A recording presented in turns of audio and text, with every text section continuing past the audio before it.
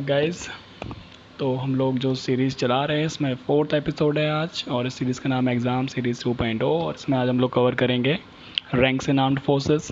ठीक है, सशस्त्र बलों में रैंक्स कितनी होती है आर्मी और नेवी और एयरफोर्स वगैरह में। ठीक है, और इन जो आर्मी नेवी एंड एयरफोर्स है इनका इक्विवेलेंट रैंक्स यानी कि समकक्ष रैंक बराबर जैसे कि इंडियन आर्मी का जो लेफ्टिनेंट होगा वो एयरफोर्स के किस रैंक के बराबर होगा, समझ रहे हो इस टाइप का।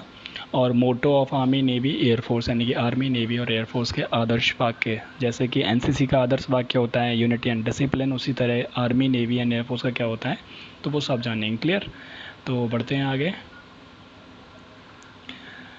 सेना में देखते हैं सबसे पहले रैंक्स इन आर्मी। ठीक है, जो इंडियन आर्मी है, आर्मी में रैंक देखते हैं सबसे पहले। तो ये देखो नॉन कमीशन्ड ऑफिसर्स। ठीक है, सबसे पहली रैंक होती है सिपाही। कोई भी जाता है तो सिपाही से भर्ती होता है, फिर लेंस नायक, फिर नायक, फिर हवलदार, हवलदार के बाद फिर होता है नायब सूबेदार, फिर होता है सूबेदार और सूबेदार मेजर। तो जो सिपाही से लेके जो हवलदार तक जो रैंक है वो होती हैं कौन, नॉन कमीशन्ड ऑफिसर्स। ठीक है, और सिपाही जो है उसको सोल्जर बोलते हैं नॉर्मली, बाकी ये नॉन कमीशन्ड एनसीओज बोलते हैं इनको, एनसीओ है ना। ठीक है, फिर उसके बाद सूबेदार, नायब सूबेदार, सूबेदार एंड सूबेदार मेजर, ये होते हैं जेसीओ, जूनियर कमीशन्ड ऑफिसर, जेसीओज जो होते हैं। क्लियर, और बाकी फिर ऑफिसर रैंक्स की अगर बात करें तो वो लेफ्टिनेंट से शुरू होती है। सबसे पहले लेफ्टिनेंट, फिर कैप्टन, फिर मेजर, फिर लेफ्टिनेंट कर्नल, फिर colonel, brigadier, major general, lieutenant general है ना, फिर जनरल, फिर फील्ड मार्शल। ठीक है, अच्छा, इसका जो फील्ड मार्शल रैंक तक हर कोई नहीं पहुंच पाता, क्योंकि क्या होता है जब बंदा जो जनरल रैंक तक पहुंचता है ना, तो क्या होता है जनरल रैंक पे मतलब रिटायरमेंट का होता है शायद, आई थिंक 62 होती है एज, 62 पे आपका एज हो जाएगा। और इस जो पोस्ट जनरल की जो पोस्ट होती है 3 साल के लिए होती है। तो क्या होता है मेनली जितने भी, अगर आपके 3 साल पूरे हो जाते हैं, ठीक है, और आपकी उम्र अभी भी 61 है, ठीक है, तो अभी 1 साल आपकी जॉब बची है, तो वो 1 साल आप फिर फील्ड मार्शल की तरह सर्व करेंगे। लेकिन होता क्या ज़्यादातर कि जो 3 साल है ना, इसमें ही लोगों की एज, जो भी वहाँ पे पहुँचता है उसकी एज 62 हो जाती है नॉर्मली, तो वो यहीं से रिटायर्ड हो जाता है। ठीक है, तो इसीलिए फील्ड मार्शल जो है बहुत कम लोग पहुँच पाते हैं वहाँ तक। ठीक है, तो ये था यहाँ का, अब समझ में आ गया आई थिंक। ठीक है, बढ़ते हैं आगे, रैंक्स इन नेवी। तो नेवी में देखते हैं, तो नेवी में भी ऐसे ही seaman, second seaman, first leading seaman, फिर पेटी ऑफिसर। और जैसे अपने यहाँ नायब सूबेदार, सूबेदार और मेजर, सूबेदार मेजर था, उसी तरीके से यहाँ पे है चीफ पेटी ऑफिसर, मास्टर चीफ पेटी ऑफिसर। ठीक है, फिर मास्टर चीफ पेटी ऑफिसर फर्स्ट।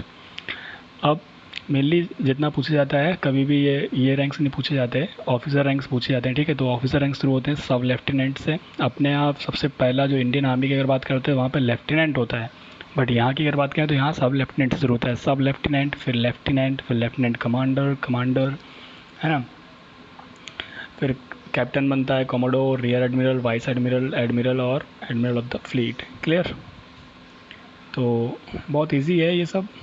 अभी कंपैरिजन इनका जब साथ में होगा वो देखने लायक है। ठीक है, तो इसमें भी सेम ऐसे ही है। एयरफोर्स में सबसे पहले होता है कौन, लीडिंग एयरक्राफ्टमैन, फिर कॉर्पोरल होता है, फिर कॉर्पोरल सार्जेंट होता है, फिर सार्जेंट जूनियर वारंट ऑफिसर, फिर वारंट ऑफिसर और फिर मास्टर वारंट ऑफिसर। तो ये हो गया यहाँ पे सोल्जर रैंक्स। अब यहाँ पे अगर बात करें एयरमैन, यहाँ पे सोल्जर नहीं, यहाँ पे एयरमैन बोलते हैं। ठीक है, ऑफिसर रैंक्स की अगर बात करें तो वो शुरू होती है यहाँ पे फ्लाइंग ऑफिसर से, फिर फ्लाइट लेफ्टिनेंट, फिर स्क्वाड्रन लीडर, फिर होता है विंग कमांडर अभिनंदन। ठीक है, जो वो था वो यही रैंक का था, विंग कमांडर, फिर होता है ग्रुप कैप्टन, फिर air commodore, air vice marshal, air chief marshal और marshal of the air force. ये वही जो इंडियन आर्मी में फील्ड मार्शल की जो रैंक होती है वही यहाँ पे ये है।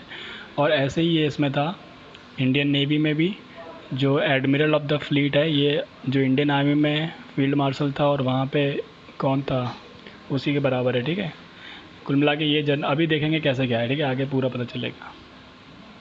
अब आते हैं इक्विवेलेंट, ये वही चीज़ है इक्विवेलेंट यानी समकक्ष रैंक। देखो ये फील्ड मार्शल जो इंडियन आर्मी का है ये किसके बराबर है, martial of the air force, और ये तीनों बराबर हैं एडमिरल ऑफ द फ्लीट, ये तीनों बराबर की रैंक है। ठीक है, सेम ऐसे ही जनरल, इंडियन आर्मी का जनरल, और यहाँ पे कौन, एयर चीफ मार्शल, और यहाँ पे एडमिरल, ये तीनों बराबर हैं। ऐसे ही लेफ्टिनेंट जनरल, एयर मार्शल और वाइस एडमिरल, ये नेवी का है, ये एयरफोर्स का है और ये आर्मी का है, ये तीनों बराबर हैं। और ऐसे ये major general, air vice marshal वगैरह वगैरह। ठीक है, क्लियर, समझ में आ गया।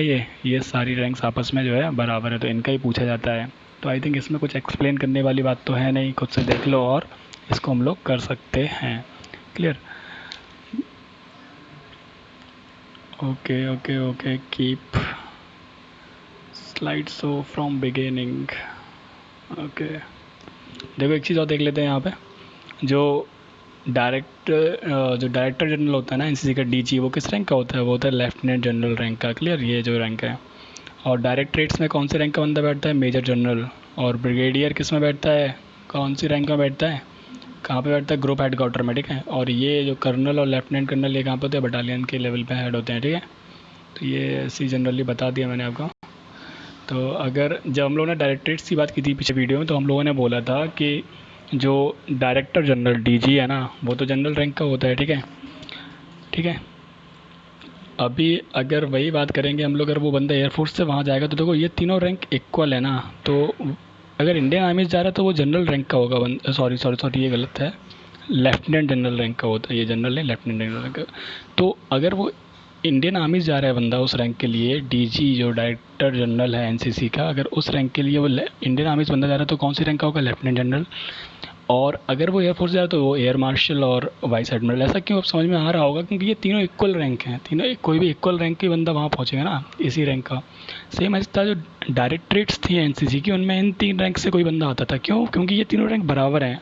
अगर वो बंदा, अगर वहाँ पे जो डायरेक्टरेट्स का जो हेड होता है, अगर उनकी जगह हम लोग पहुँचा रहे हैं किसको, अगर आर्मी से बंदा पहुँचाए तो वो मेजर जनरल रैंक का पहुँचाएंगे, और एयरफोर्स से पहुँचाएंगे तो बंदा वो एयर वाइस मार्शल। ऐसा तो नहीं ना कि इसके बराबर ये तो है नहीं कि इसकी जगह इसको पहुँचा दो, नहीं। तो समझ में आ रहा है ना, ये तीन रैंक बराबर है। इसीलिए ऐसा हो रहा था कि वो एक रैंक के लिए, यानी डायरेक्टरेट्स का हेड बनने के लिए 17 डायरेक्टरेट्स है ना, तो उनमें से अब ऐसा तो नहीं कि हर जगह एक एक रैंक हो गई, ऐसा तो नहीं है, ठीक है। तो अगर पहुंचाना है बंदा आर्मी से या नेवी से या एयरफोर्स से, तो वो इस सेम रैंक्स के होते हैं, ठीक है। तो ये कॉन्सेप्ट था, मैंने बता दिया। अब बढ़ते हैं आगे। अच्छा, मोटो की बात करें अगर, तो आर्मी का मोटो क्या है? सर्विस बिफोर सेल्फ, यानी कि खुद से पहले सेवा। क्लियर। नेवी का है शन्नो वर्णा, यानी समुद्र के देवता हम पे कृपा करो, ठीक है। एयरफोर्स का है नभ स्पर्शम दीप्तम, इसका मतलब होता है गौरव के साथ आकाश को स्पर्श करें। और ये जो है ना एयरफोर्स का, ये लिया गया है 11th chapter of Gita. Gita जो है ना, भगवत गीता, उसके 11th चैप्टर से लिया गया है, ठीक है। और ये इसमें पूरा स्टोरी है, जो कुरुक्षेत्र में जब ये युद्ध चल रहा था महाभारत का, तब अर्जुन जो है उनको बोला था, ये किसने? कृष्ण भगवान ने उनको उपदेश दिया था। जो भी है जान लेना अपना जो है कैसे, ठीक है। तो guys, like share and subscribe. और आगे अभी हम लोग देखेंगे नेक्स्ट वीडियो में क्या करना है, ठीक है। अगर कोई और वीडियो चाहिए तो सजेस्ट करो इन कमेंट्स। बाकी जो है इजी था ये। बाकी आप शेयर करो, ठीक है, सब्सक्राइब करो और लाइक करो। सो जय हिंद दोस्तों, वंदे मातरम।